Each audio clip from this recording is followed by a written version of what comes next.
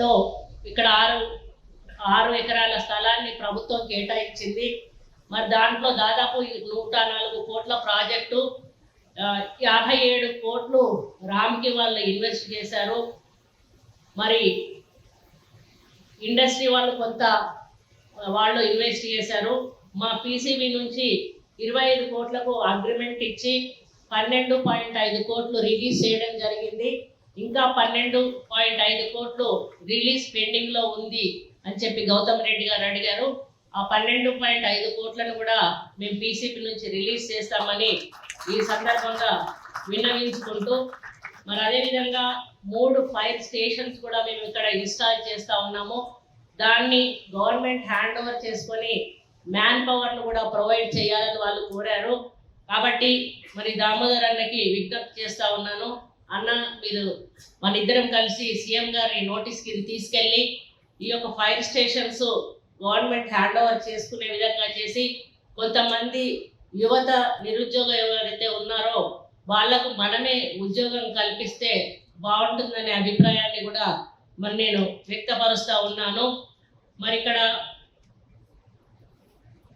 Skill development man power కోసం కూడా వీళ్ళు అడుగుతూ ఉన్నారు రామ్కి వాళ్ళని నేను ఒకటే రిక్వెస్ట్ చేస్తున్నా, ఏ టైప్ ఆఫ్ స్కిల్స్ కావాలి మీకు, ఎటువంటి మ్యాన్ పవర్ కావాలి, ఆ ఇన్ఫర్మేషన్ మాకు కొంచెం ఇచ్చినట్టయితే మేము మా ఏరియాలలో మా కాన్స్టిట్యున్సీలలో సిఎస్ఆర్ కింద స్కిల్ డెవలప్మెంట్ పెట్టించి వాటిల్లో దాంట్లో వాళ్ళను నిష్ణాతులుగా తీర్చిదిద్ది మీకు వాళ్ళని అందిస్తామనే విషయాన్ని తెలియజేస్తూ, ఎటువంటి స్కిల్ డెవలప్మెంట్ పర్సన్స్ మీకు కావాలో ఆ వివరాలు మాకు ఇవ్వాల్సిందిగా వారిని విజ్ఞప్తి చేస్తూ, మరి ఇక్కడ భాషా మైలారం ఇండస్ట్రియల్ అసోసియేషన్ వాళ్ళకి అందరికీ కూడా శుభాకాంక్షలు తెలియజేస్తూ, మరి మీరందరూ కూడా సహకరించాల్సిన అవసరం ఉన్నది.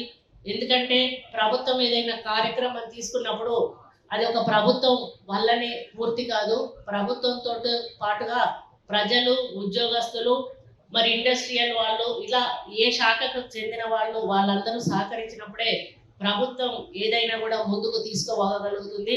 కాబట్టి మీ సహకారం 100% ఉంటుందని ఆశిస్తూ మరి రామ్కి సంస్థ వారిని విజ్ఞప్తి చేస్తూ ఉన్నాను, మీరు ఎంతవరకు చేయగలిగితే అంతవరకు ఇటువంటి సహాయ సహకారాలు మీ సంస్థ ద్వారా తెలంగాణ రాష్ట్రానికి అందించి ఒక ఎన్విరాన్మెంట్ మినిస్టర్గా మరి పొల్యూషన్ కంట్రోల్ చేయడానికి మీ వంతు సహకారము వీలైనంత అందించాలని, దాంట్లో మా వంతు సహకారం ఏదైనా కావాలంటే తప్పకుండా మేము కూడా మీకు సహకరిస్తామని కోరుకుంటూ, వాటికి ప్లాన్ ఏదైనా ఉంటే దయచేసి మాతో డిస్కస్ చేసి దాన్ని కూడా ముందుకు నడిపించవలసిందిగా విజ్ఞప్తి చేస్తూ, మరి ఇక్కడ ఈ కార్యక్రమానికి నన్ను ఆహ్వానించి, ముఖ్యంగా ఈ కామన్ ఎఫ్లెంట్ ట్రీట్మెంట్ ప్లాంట్ అనేది సుమారు 104 కోట్లతోటి నిర్మించడము, అందులో ప్రధాన పాత్ర రామ్కి గారు, మా CEO అయిన గౌతమ్ రెడ్డి గారు పాత్ర పోషించడము, గవర్నమెంట్ ఆఫ్ ఇండియానే కానీ, తెలంగాణ ప్రభుత్వమే కానీ, పీసీబీ కానీ వీరందరూ ఇలా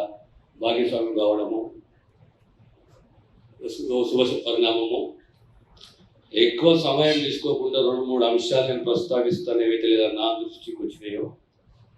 ప్రధానంగా ఇంతకుముందు నేను అడిగాను మా దుర్గా ప్రసాద్ గారిని, ఈ పారిశ్రామిక రంగం ఎప్పుడు మొదలైంది, ఎప్పుడు స్థాపించినారంటే వారు చెప్తుండే 85 అని చెప్పి. నాకు తెలిసినంత వరకు, జ్ఞాపకంత వరకు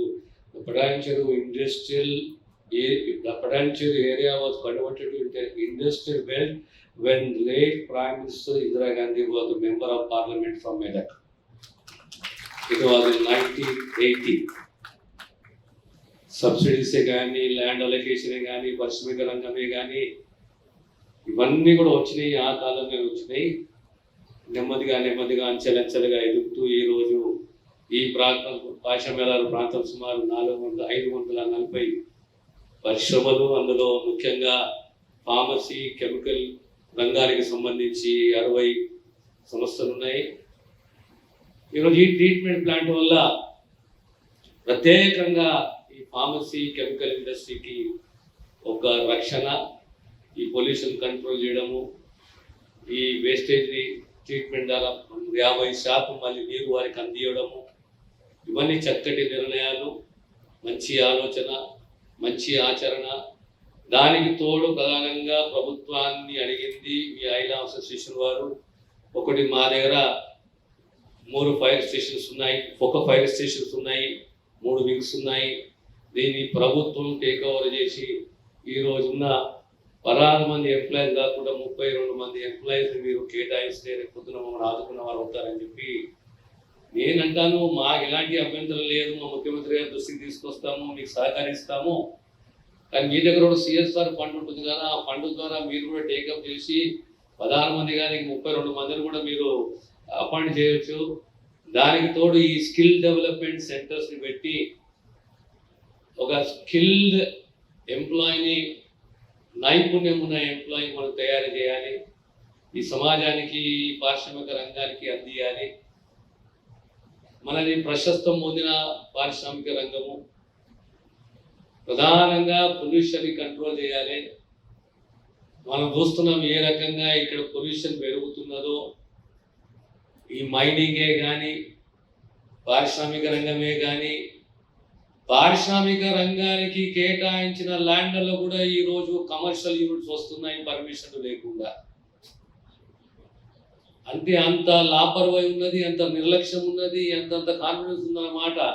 ప్రభుత్వం ఒక పర్పస్ గురించి ల్యాండ్ అలొకేట్ చేస్తే, కేటాయిస్తే ఆ ల్యాండ్ని పరిశ్రమకు వాడకుండా నేరుగా కమర్షియల్ యూనిట్గా, రెసిడెన్షియల్ యూనిట్గా మారుస్తున్నారు.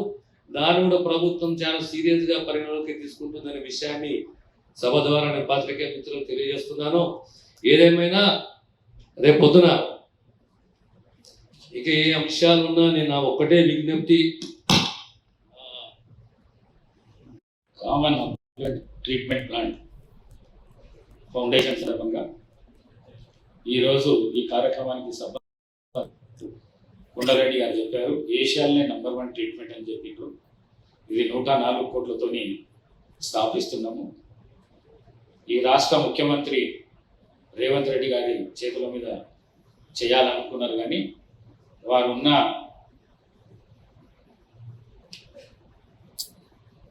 బిజీతోని వారు రాలేకపోయారు. మరి వారి స్థానంలో మన రాష్ట్ర మంత్రివర్యులు శ్రీ దామోదర్ రాజనరసింహ గారి చేతుల మీద, మరి కొండా సురేఖ గారి చేతుల మీద ఈ ప్రారంభోత్సవ కార్యక్రమాన్ని ఏర్పాటు చేసుకుంటున్నాం. మరి ఈ ట్రీట్మెంట్ ప్లాంట్ వాతావరణ కాలుష్యం లేకుండా చేస్తున్నారు అనేది చాలా మంచి పరిణామం ఇది. మరి వాతావరణ కాలుష్యాన్ని కాపాడవలసిన ధర్మము మన ఇండస్ట్రియల్స్కి అందరికీ ఉన్నది. కాబట్టి మరి అదేవిధంగా ఈ ఇండస్ట్రీలో పనిచేసే లేబర్ కానీ, లేకుంటే ఇండస్ట్రియలిస్ట్ కానీ, మీకు తెలుసు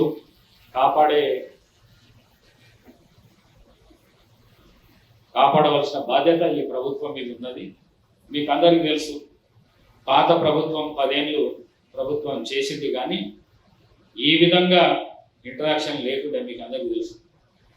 ఇప్పుడు వచ్చిన ప్రభుత్వం, రేవంత్ రెడ్డి గారి నాయకత్వంలో వచ్చిన ప్రభుత్వం ఏదైతే ఉన్నదో ఇది ప్రజా ప్రభుత్వం. ఈ ప్రజా ప్రభుత్వంలో ప్రజలందరూ క్షేమం ఉండాలి. మరి ఇండస్ట్రియలిస్ట్కు ముఖ్యంగా వారికి కావాల్సిన పర్మిషన్స్ కానీ, ఇంకోటి కానీ ఏదున్నా కూడా త్వరగా చేయాలనే ఉద్దేశంతో ఇప్పుడు ఇంతకుముందు మాట్లాడిన భక్తులు చెప్పారు, ఏదైతే పర్మిషన్స్ ఉన్నాయో 10 సంవత్సరాల దొరకని పర్మిషన్ ఐఐసి ఎండి ఈ 80 రోజులలో అందించిండనే విషయం ఇప్పుడు చెప్పిండు. మరి ఆ విధంగా ప్రభుత్వం పనిచేస్తున్నందుకు ప్రభుత్వాన్ని అభినందిస్తూ, మరి అదేవిధంగా మన జిల్లా మంత్రి గారిని కోరడం ఏమిటంటే, వాళ్ళ అవసరాలు ఏవైతే ఉన్నాయో వారు కూడా చెప్పిండు, తప్పకుండా తీరుస్తామని. మరి ఇక్కడ వాటర్ లేదని చెప్పి విష్ణువర్ధన్ రెడ్డి గారు చెప్పారు. వాటర్ గురించి కూడా నా తరఫు నుంచి మంత్రి గారికి నేను రిక్వెస్ట్ చేస్తున్నా. ఇంతకుముందు మందిరా వాటర్ వస్తున్నాయంట, ఇప్పుడు mission Bhagiratha water pipeline ఈ ఇండస్ట్రీలోకి వెళ్ళి పోతున్నది, కానీ వాటర్ ఇవ్వడం లేదని చెప్తున్నారు. తప్పకుండా మినిస్టర్ గారికి నా రిక్వెస్ట్ ఒకటే, దామోదర్ రాజనరసింహ గారికి ఈ నీళ్ళకు సంబంధించిన సమస్య ఏదైతే ఉన్నదో దాన్ని తీర్చాలి, ఇండస్ట్రీకి సహాయ సహకారాలు అందించాలని చెప్పేసి కోరుతూ, మరి ముఖ్యంగా ఈ ప్రజాప్రభుత్వ నాయకత్వం వహిస్తున్న రాష్ట్ర ముఖ్యమంత్రి రేవంత్ రెడ్డి గారికి మరొకసారి కృతజ్ఞతలు తెలియజేసుకుంటూ సెలవు తీసుకుంటున్నాను. Thank you.